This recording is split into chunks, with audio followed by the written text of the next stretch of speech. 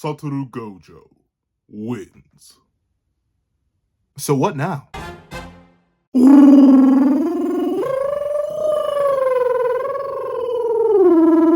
What's up, guys? I'm Hunter, and here we are to do a breakdown / discussion / what if Satoru Gojo, the strongest sorcerer of the modern day, had triumphed, had won over Ryomen Sukuna, the strongest sorcerer in history.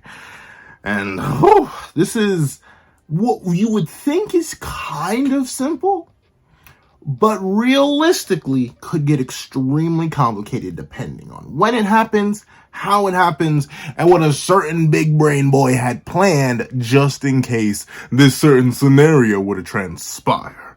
So let's not waste any more time and let's hop right into it. What's up, guys? I love Hunter here. Fun fact, I have it on me. Wait. Just to prove I do have a pencil. But I do happen to have it on me, and keep it on me at all times. And another fun fact, in the original timeline, unfortunately, for the main man, Satoru Gojo, while Ryomen Sukuna did not in fact have it on him, and keep it on him at all times, his boy Maharaga ended up grabbing it from the corner store, and handing it to Ryomen Sukuna, and thusly Satoru Gojo got...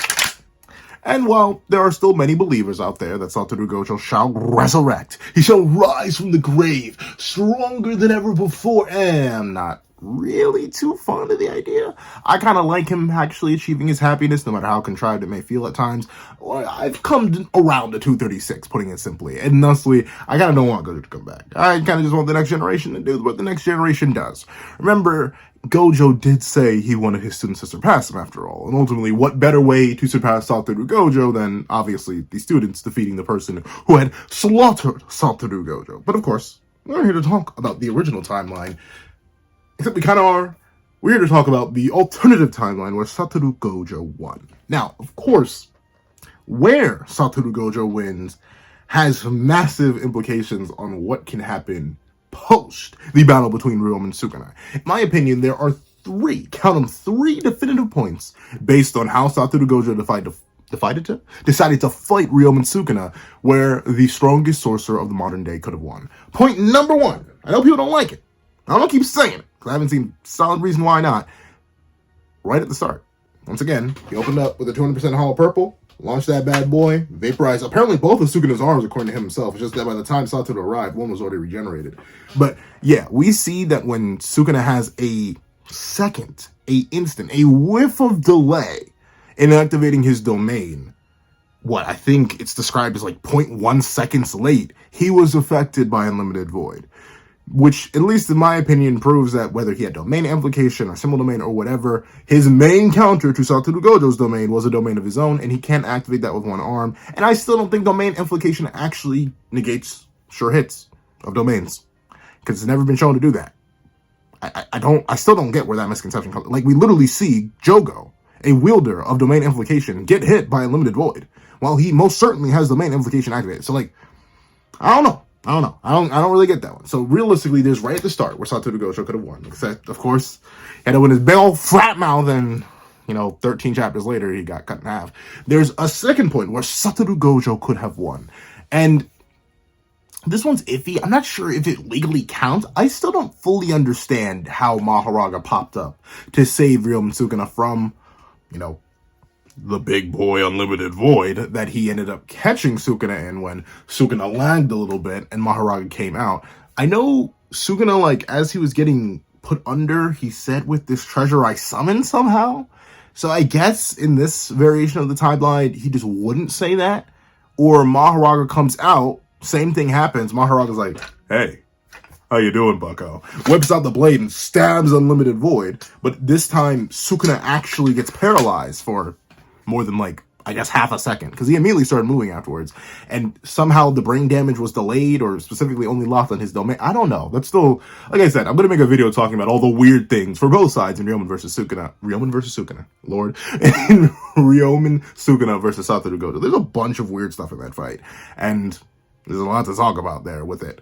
I really, literally, it could have just been a throwaway line. It could have just been a throwaway line that somehow, I don't know. It's just, it's a weird thing. It's a weird thing. That's the second point where, in my opinion, he could have won. Let's just say Maharaga starts wilding out attacking Gojo, and Gojo's like, "Are you adapted to Ret? Are you?" I don't think you are. And then he blasts it with the red, wipes out of existence, and he starts scooping out Sukuna's organs as he planned to, while Sukuna's still... I'm so lost in so much sauce, I can't feel anything. And then the final absolute and indubitable place where Satoru Gojo could have won is that big, unlimited hollow purple that he just launched out towards the end. Now, this one, once again, is very, very questionable, just like all the previous potential win points for Gojo were questionable. I'm just going to assume in this hypothetical timeline that we're going to cover that this hollow perp was just like a little bit stronger, or Sukuna was just a little bit closer to the nexus point, was a little bit closer to the eye of the storm, and thus they got hit with more of it, or who knows, maybe when Gojo launched out the blue, he had restored his output before that, or was restoring his output to the blue somehow. But then again, I think he does. He literally empowers the blue with a chant. So I think legally speaking, it should be, well, I guess the red wasn't at full power because he doesn't start chanting until after that, I do believe. So one way or another, Sukuna's going to end up getting vaporized there. So there are 3 different timelines, 3 different points that we all need to cover. The easiest timeline, the safest timeline, and the most buttery timeline, where Gojo just catches Sukuna in Unlimited Void, and Maharage isn't adapted yet, so he doesn't pop out the shadows, and bada bing, bada boom, Sukuna loses. Number 2, the point in the timeline where Gojo is a bit fatigued, he's burnt out, and fun fact, by the time he would have landed this domain, this would have been his last available domain in the series. Like, legit, well, not in the series, depending on how that second timeline goes, but it's essentially the last time he could have used domain. Because remember, right after that, when Maharage shows up, stabs it, that's when Gojo realizes, according to Sukuna, that he does have the brain damage. And thusly, he wouldn't be able to use domain after that point. And then the final point is where Gojo's output's all wiggity woggity and his domain is gone and he's pretty much at the weakest we've most likely seen him in the entire series. So 3 different points. The easiest timeline to cover, the smoothest timeline to cover, the most buttery timeline to cover is the first one. It's when Sukuna just gets caught right then and there, right at round start. So here's the thing. With that being the case, if Sukuna just loses there, then Gojo is most likely going to resort to scooping out his organs, like legitimately removing his heart, removing his lungs, removing probably his gallbladder, like something. He's just going to start scooping things out of Sukuna. And notably, he would likely just flood Sukuna for like a hot minute, like a minute and a half in terms of just overall limited voiding, because I think he noticed after the 0.2 second domain kind of did its job, but kind of didn't in Shibuya, where the disaster crystals were able to like, oh, sweet mother of mercy. Man, that felt weird. They were able to wake up pretty quickly. I think Gojo would have learned his lesson from that, because remember, he does see Mahito and them wake up. He would most likely just be like, yeah, fine, whatever, I'll hold this open. I'll just flood Megumi's brain for a little bit too much, and then I'll start scooping out his organs. And presumably Sukuna loses then. Notably, the only issue is Sukuna could hypothetically wake up when you start scooping out his organs, but I'm not exactly too sure, because like Joga didn't wake up or fully process the unlimited void that he was under for a while, even after he was literally decapitated. So pain may not be enough. And when Gojo wins in that timeline, that's it, right? Series over? No. Because someone's arriving to the battlefield the moment Sukuna's heart gets ripped out. His name is Kashimo Hajime. And he's going to activate a certain Phantom Beast Amber. Now, here's the thing about Kashimo versus... Kashimo loses. I'm not even gonna. I was about to be all dramatic and be like, we're about to get the strongest of the modern day versus the strongest of the Edo period, the lightning beast hajimekashimo and the infinite sorcerer Satoru. But it's really not that deep. It's really, really not that deep, because Kashimo is not able to bypass infinity at all. At all. The only, and I mean the only way you could maybe argue it is if you think like his electromagnetic waves are able to like surpass the infinity. His like radiation, and they move at light speed and stuff like that. But I believe you need to go FTL. That's the common consensus for infinity. You need to go FTL to get past it. But even then, I'm not even sure if that's true. And also, it's just likely that Gojo's still way faster than Phantom Beast Amber Kashimo. Remember, Ryomen Sukuna, Meguna, was able to react to and perceive Kashimo the moment Kashimo transformed. Kashimo just got 2 lucky hits off real quick, and then Sukuna dodged everything he had to offer for the most part. And that's it. He reacted to the lightning bolt too. And notably, Meguna was at like 2 HP. Maybe 1.5. So he was nowhere near his full stamina nor health bar. Bro was literally missing an eye. And he's, for the most part, able to keep up with Phantom Beast and Hajimekashimo. Phantom Beast and Hajimekashimo most likely would have won that fight if it had gone any longer and Sukuna didn't complete his reincarnation. But, like, I don't know. You tell me. Who do you think is faster? A completely beat down, missing a hand, missing an eye, abused Sukuna? Or full power, fresh 20-finger Sukuna? I feel like this isn't too much of an argument. Yeah, Gojo still slams Kashimo. And that's if Kashimo could even hit him with anything. And I don't think he can. But the reason I bring this up is because, number one, in that little interim where Gojo's being forced to deal with Kashimo, not only could Sukuna wake up if all his organs weren't scooped out properly, or number two, Kenjaku's going to realize that Sukuna lost really, really fast. Like, that's the big thing. Kenjaku was watching the battle. He was paying attention. Notably, we see him reach into his back pocket and pull out the celly, but, like, I doubt it would even get that far. Because remember, Kenjaku leaves, 5 seconds pass, and Gojo's like, hey, and then immediately launches the Hollow Purple. So in this immediate timeline, say Kashimo stalls Gojo for 2 minutes. That's about all Kenny's got. So you gotta realize and do something. Now, do I think that Kenny could start the merger at absolutely any time? Kinda, sorta. I do kinda think that. Because, like, no reason why not. He has all the ingredients. He has a whole bunch of cursed energy. He's even, like, he's really, think about it. He's only slaughtering players because he very specifically set up the rule that way, but he still had 100 spare points left over. If he notices that Ryomen Sukuna suddenly got taken down immediately, he's likely going to add another rule to the Culling Games and immediately end them. Because, of course, he still can kind of strong-arm the Kogane into doing whatever he wants. So then, we get Satoru Gojo versus the merger. Now, there are definitely two different directions where we can go down for this. Like, after Kashimo gets laid out, like, I'm not sure what Pro would do. He'd probably just be laid out on the ground. I'm not sure if would Gojo execute him like Sukuna did?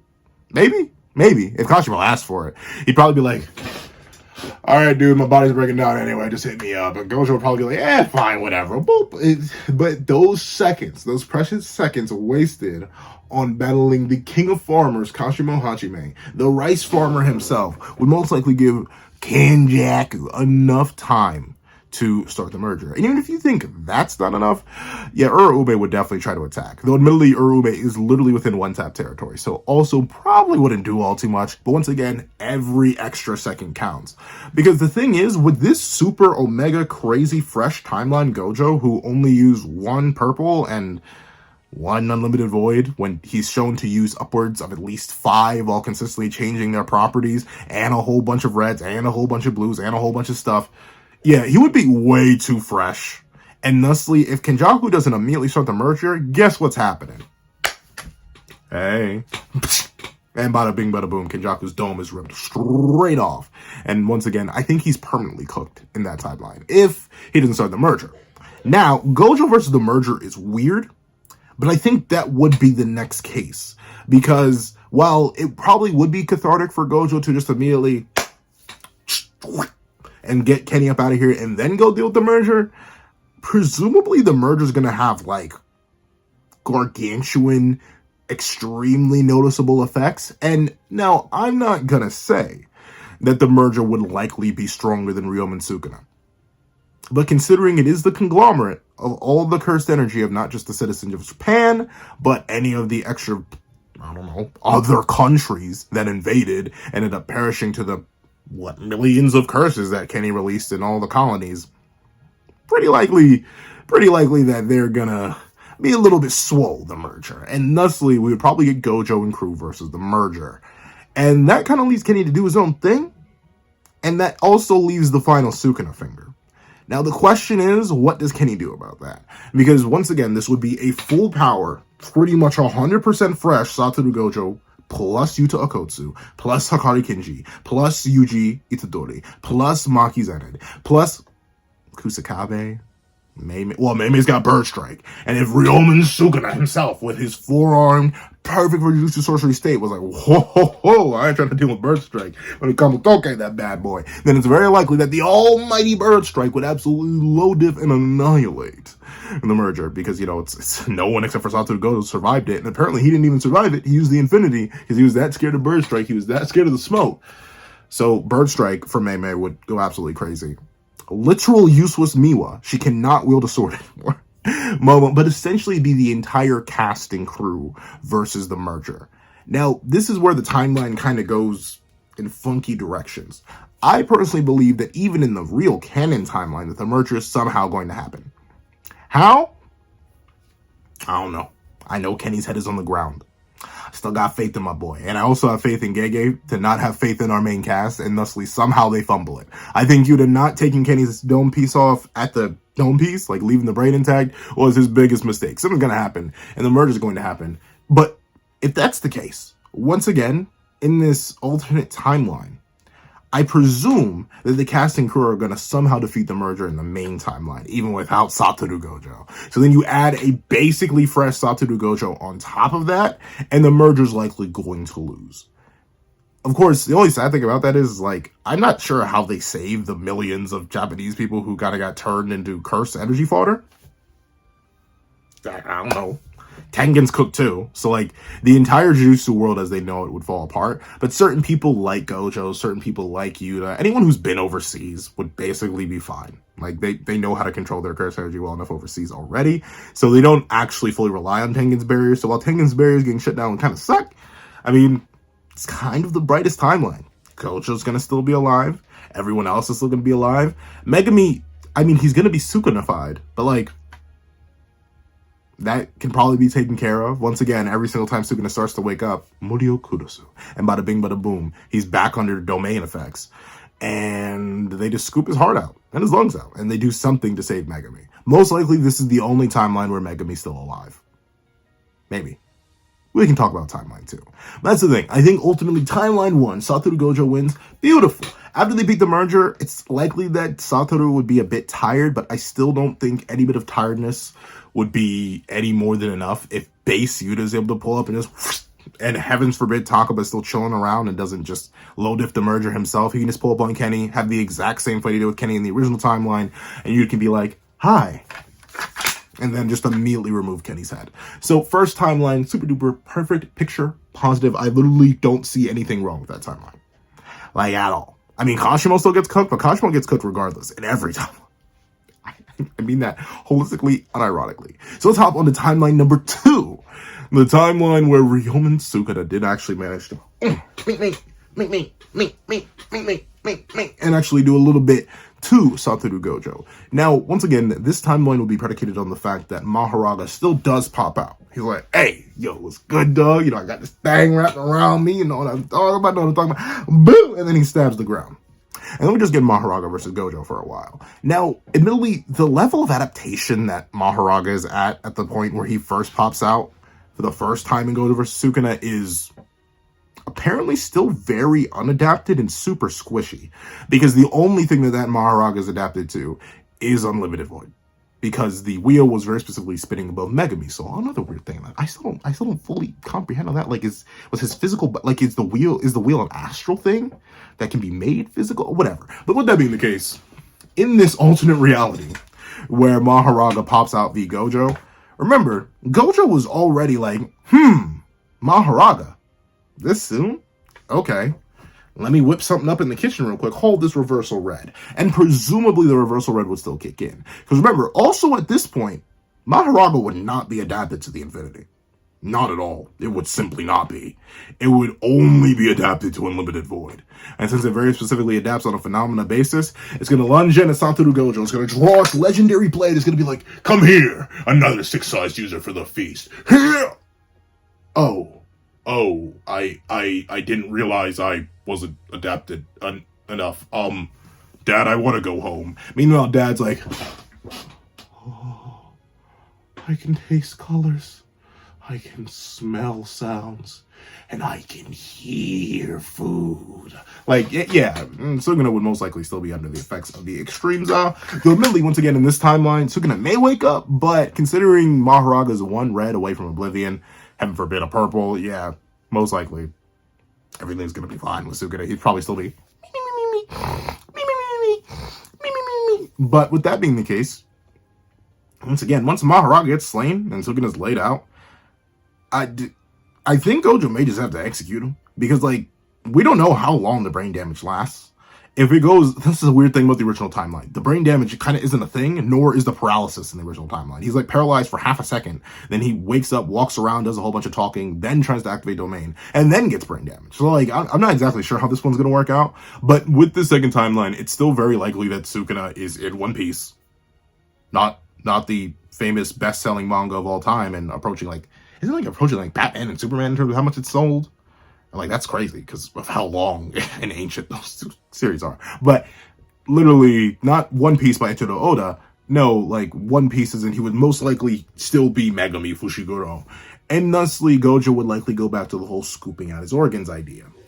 But once again, a certain lightning bolt lands from the sky as the Infinity Sorcerer is scooping out the innards and says, Satoru Gojo, let's have a battle. And same thing happens before. Like, I mean, I don't know what to tell you, dog. Like, Kashimo still most likely doesn't have a way to get to the infinity. And sure, would Gojo have domain as an option anymore? No. The moment, like I said, the moment Maharaga went boop, and poked that domain, that was it. That was it. We were all done. We were all Gucci and or geeking because that was the last domain that Gojo could have popped out. Once again, if the battle goes literally exactly as it did in the original timeline up until that point. And once you get to that point, well, it's just Gojo versus Kashimo again, and Gojo still slams.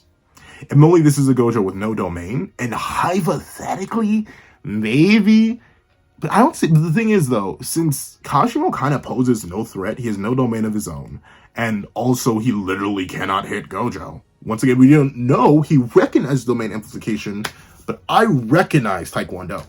I recognize karate. I recognize Muay Thai. I recognize a lot of mixed martial arts. Doesn't mean I know how to do them. And same thing with Kashimo and like domain. The only thing he hypothetically has is hollow wicker basket, but that's solely a defensive technique. There is nothing that Kashimo can do to accidentally force Gojo into proccing domain and proccing the brain damage and leaving himself exposed to Kashimo. So thusly, Kashimo runs in. He's like, I'm here. Why can't I hit? Oh, wait, that infinity thing that Hikari told me about. Darn, I already activated my one-use curse technique. Wow. What's that big purple thing you launched at the start? Hit me with one of those. I want to go out big. And then he goes out big. So Kashimo's still not a threat. And once again in this timeline, most likely... hello? Kenjaku? Yeah, Ryomen Sukuna. He's kind of cooked for breakfast, lunch, and dinner. With a snack on the side? With a snack on the side. Okay, it's merger time. And it's merging time. And bada bing, bada boom. Now, here's the thing, though. This merger Gojo, or merger v Gojo plus crew, is going to be a bit different because Gojo's going to be weaker. He has no domain access, even if he doesn't know it up to that point. And he may accidentally trigger it against the merger, which could accidentally take him out of the fight because, you know, brain damage is brain damage. Number two, his output should have started lowering by this point because his output is noted to lower a bit by the time the second time Maharaga comes out after the little roll and stroll through the city, but presumably his output is already dropping from consistently damaging his own brain, and thusly the battle against the merger is likely going to be much harder. However, do I think that he could still just, hi, and rip Kenny's head off? Yeah. I would presume so, just because of how, like, easy it would be for him. Once again, the man, Kenny I'm speaking of, need to be protected by 15-finger Maguna. I don't think any can convince you that 20 is greater than 15. And thusly, Kenny would still be absolutely no threat. And the same as the first timeline, Satoru Gojo, if he doesn't feel like doing it, they got the main man, the craziest comedian himself, Takaba. And he could just go over, distract Kenjaku, Millie rock on it a little bit. Kenny comes in, tries to take out Takaba after their whole little show. And you're just like, I just love the smell of comedy in the morning. And then immediately, and I mean instantaneously and indubitably, wipes that man. Just once again, simple decapitation, Kenny's cooked, and then we go in a different path. However, there's a question we come with. Because once again, I'm trying to go strictly off of knowns, and we don't know anything about the merger. But I'm just going to assume, because it's a massive cursed conglomerate, it's going to be more powerful than Ryomen Sukuna. But is it as strong as Satoru Gojo? Most likely. The only issue is, though, even with this hypothetical brain damage Gojo in this timeline, is that I'm not sure the merger has anything to do to get past infinity. We know Tengen is an extremely masterful barrier user, and we know Tengen is the basis for the merger. Does that automatically assume and or mean that Tengen is going to instantaneously know how to bypass the infinity the moment it runs into Satoru Gojo? Probably not, I would assume, mainly because none of Tengen's abilities have to deal with spatial manipulation, which is what you kind of need to deal with the infinity. So even a Omega super fatigued brain damage Gojo, as long as the infinity's still up, the cursed conglomerate, whether it be a smiley face, 1,000 arms, or 1,000 legs, or 1,000 toes, it's just gonna smack off against the infinity, and then it's gonna be like, oh, I was not familiar with your game. Please don't hurt me. And Gojo's gonna be like, no. And then he's gonna immediately launch Hollow Purple at it. Plus the rest of the crew is gonna be there to support him, so I think it's going to turn out fine, even in that mystical, magical, wonderful timeline. Even the same thing for Megami. Now, notably, this is another timeline, especially considering the shortness of how long the domain would last. This is another time where Sukuna hypothetically could wake up. But I don't know. Considering how it took a minute, or at least 2 minutes for Kashimo to arrive on the battlefield to fight Sukuna in the original timeline, I'm going to assume within those 2 minutes, the fact that Gojo was literally diving in before Maharage came out, presumably Maharage is one tapped by red and a liver scooped out, a heart scooped out, a femur scooped out, like one way or another, Megan is getting deboned and his brain is getting overboned, and thusly he's most likely going to end up losing permanently there. And we just get Merger v Gojo plus crew, and I like the merger. Sounds like a real cool idea. It is not beating Satoru Gojo, though. Unlike Ryomen Sukuna, someone who I do think would struggle a bit with the merger just because of how it would function based on being a massive, massive cursed energy, he's not Satoru Gojo. Meaning he does not have a infinite wall around him at all times where he can basically ignore whatever the merger has to do unless it literally has spatial manipulation, which I don't see it realistically having. So Megami gets saved somewhat in this timeline, depending on how they're planning to save him once, all the organs were scooped out. And everyone else lives. Like, that. Well, sure, there's still people who have already perished, but, everyone else lives. Great. Fantastic. Wonderful timeline. Let's talk about the third one. Oh, yeah. You know what we're here for. We're here for Satoru Gojo if he atomized Ryomen Sukuna. Because note, very specifically, there was a point where Sukuna admitted, hey, I'll be real with you, dog. If that demon, if he smacks me in the forehead with another hollow perp full blast, maybe cooked. I'm not sure I can take that right now. That was towards the end of the battle when he was hiding in the shadows. So once again, let's just assume one way or another, this perp was just a little bit closer to Sukuna and just touch a little bit, so try to pull him on in, or he was a little bit closer. Gojo just hard tackled him into it. Yeah, most likely Sukuna getting vaporized alongside Maharaga would leave no Megami. Not a bit, not a whiff, not a taste, not a nothing. Bro would be instantaneously dust. And here's the thing. That's pretty much the only bad thing in this timeline. Because this timeline kind of leaves it open on whether or not Kashimo can reach the battlefield in time. Because in the previous 2 timelines, Gojo most likely would have had to be careful with how he was scooping out Megami's organs. He'd be like, oh, darn it, I want to take out his heart, but his ribs are kind of in the way. Sorry, kid, let me just scoop it. Ooh, thank the Lord I have infinity. Basically natural infinite gloves. And he rips out the heart, and then he's like, I really hope you don't like your liver, Megami. I've never really seen you knocking a couple back before. Let me just, shoot, it's all sticky and ooey and gooey. How can I feel through the infinity? And he rips it out. And then Kashimo most likely arrives like, hey, you looking fine, Mr. Strongest. How about you smack that massive red, blue, and purple girth all over my electric face? I need help. I just need help. I need help. I just need to reconsider and reevaluate my life. I just don't know. But with that being the case, if that's true, then with Megami gone, Gojo may have half a second of, oh man, kid, I'm so sorry I had to do this to you. Why'd you have to get possessed? And he'd be like, oh wait, well, I don't have anything else to do here. And I can still smell Kenny. And he just immediately teleports over to Kenny. He's like, hi. Now the question is, and this definitely depends on whether or not you think Kenny could start the merger as just a head. But can he start the merger as just a head? Like would that be the case? Can he pop out and order Tengen to start the merger anyway? Like, Kenny would most likely be cooked in this scenario. I don't see him easily taking over Satoru Gojo. Once again, the whole Infinity Cheese.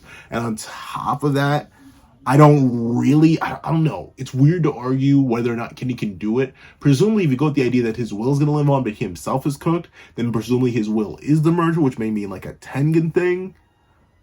So I guess maybe he gets that out on... Maybe he gets that out on Gojo and the merger happens again. But then we just fall in line with the previous two timelines. Sure, it's way more difficult this time because Gojo's going to be super duper tired and like super duper fatigued, but it's not impossible. It's not absolutely unfeasible, if you will. In fact, it's kind of feasible that even if the merger comes out, even if Ryomen's still around, even with Kenny still around, and Kenny would be teleported to and one-tapped, Ryomen would fall from the heavens, get ganked, and maybe one-tapped by Gojo all over again. And then series kind of over. Series kind of just over. Because from that point on, the only person we have to make a funeral for is Megami. Everything else will be taken care of. Satoru Gojo will be proven the strongest and literally the most accurate way possible. And also, well, the world saved. Fantastic. Beautiful. Wonderful. Those are three of the timelines where Gojo Satoru wins.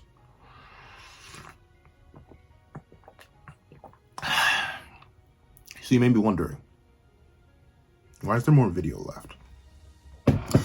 And we have to talk about whether or not Satoru Gojo, due to the nature of these timelines and how they occur, whether or not he was a necessity to, or not, based on how simple these timelines are. Notably, in these timelines, it's weird to say not too much changes from the original, but the main change is that Megami and Gojo are still alive. I think presumably everyone knows that Kenny and Sukuna aren't really going to make it to the end. Most likely, it's still shown in manga. As much as I want to maybe see the villains win, one's head is on the ground and the other one's in court. So who knows what's going to happen there. And with that being the case, if they're going to fall anyway, it'd just be maybe Takuba, I guess. He would also be a byproduct. But that's if you think he perished at the end of 243, which I personally think he didn't. I just think he was like, I had a good show. And then he just knocked. But with that being the case, it leads us to this weird, chaotic conundrum where we have this scenario where maybe the Gojo anti-glazers were right.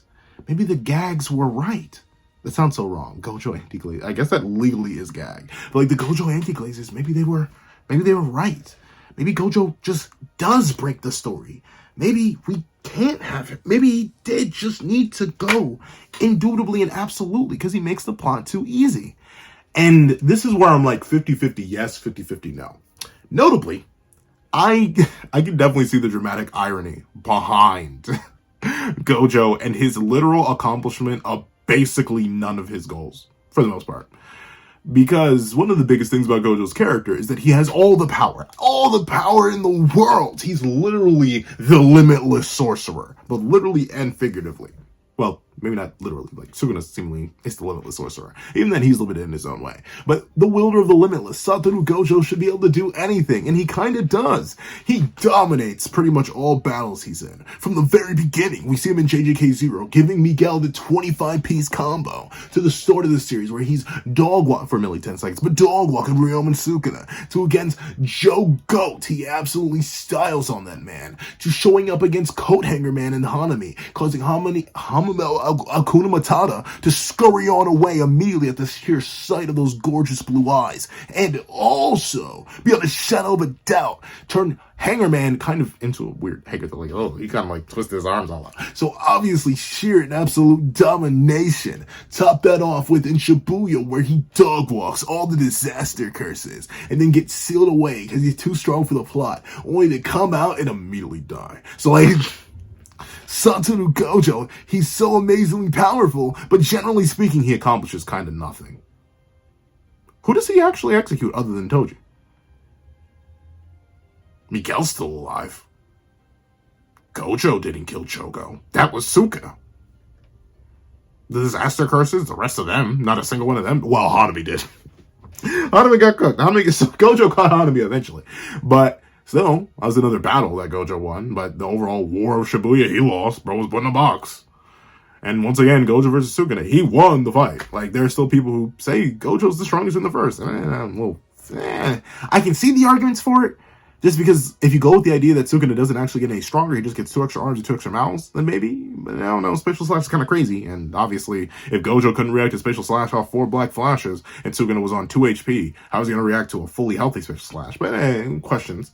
With that being the case, I see, like, the dramatic irony of Satoru Gojo winning every battle, but losing every war, whether it be literally or figuratively. Like, he lost Geto in JDK 0. He beat Miguel, but there was the war in Geto, and he lost that. In the whole battle with Sukuna, you know, I mean, I guess the first one, he kind of won the battle and the war, but in the end, he won the battle, then lost the war, like 200 plus chapters later.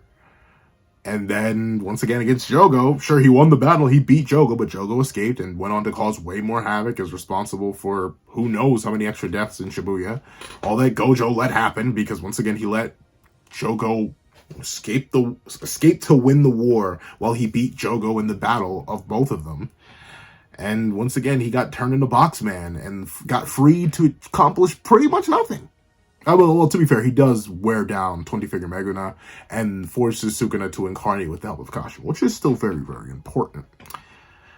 So I get it. I can even see where Gege was taking the character. A character with everything literally being able to do nothing just because of how the story centered around him. It's kind of like Yuji Itadori in a much more hierarchical sense, because Gojo's just much more powerful.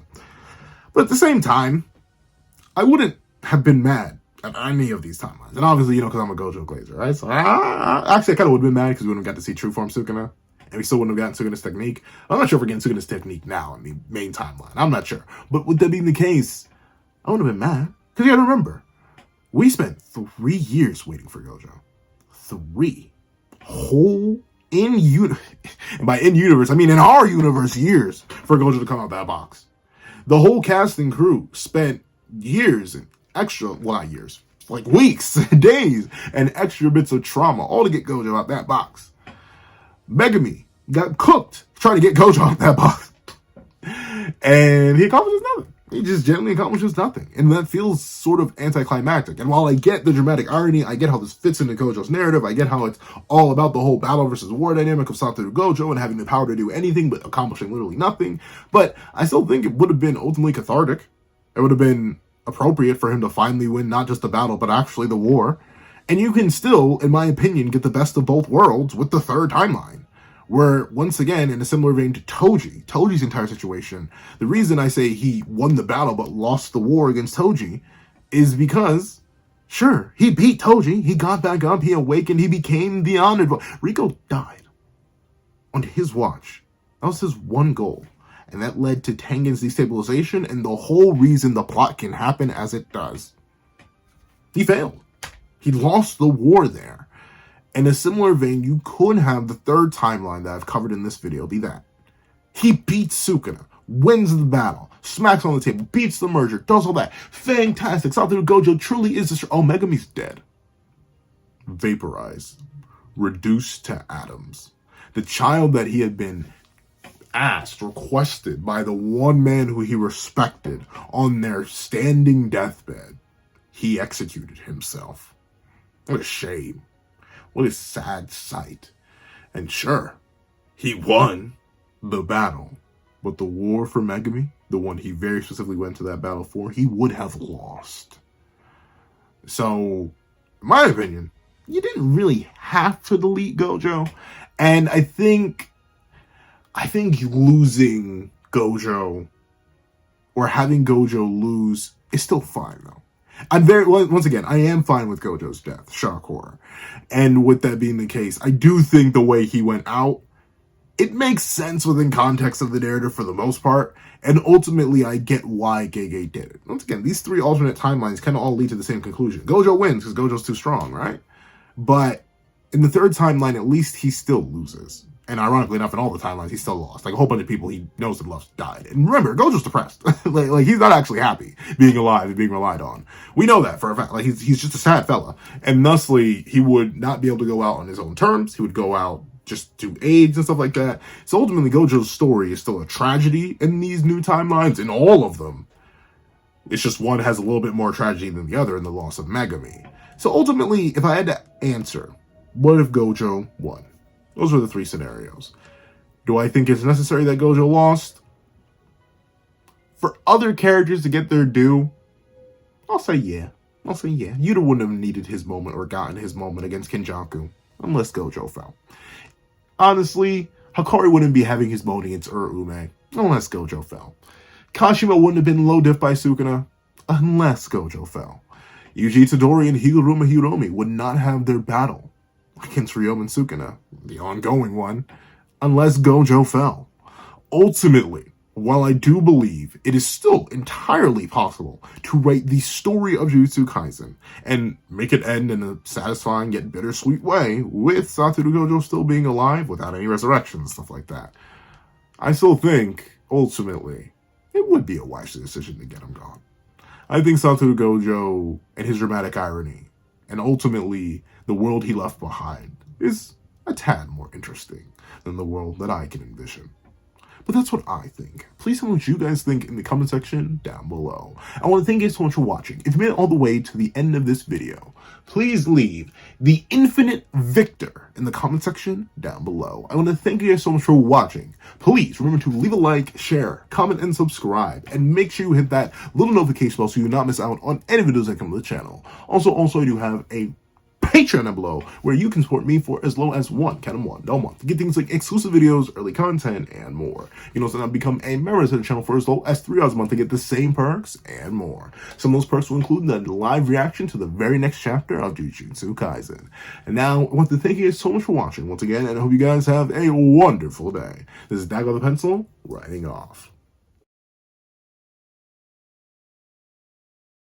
I'd like to give a thank you to our $3 members, Wakanda Plains, Redwell 4765, and Greyhound. I'd like to give another thank you to our $5 patrons of Victor, Sean, Midnight Gemlord, Kevin, and Demix LND.